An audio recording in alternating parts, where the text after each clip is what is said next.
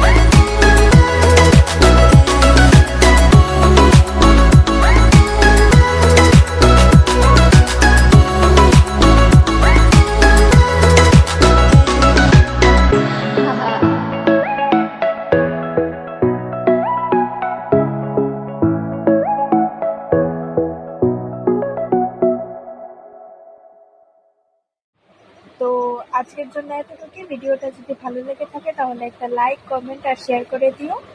Bye bye, good night everyone, stay blessed and healthy.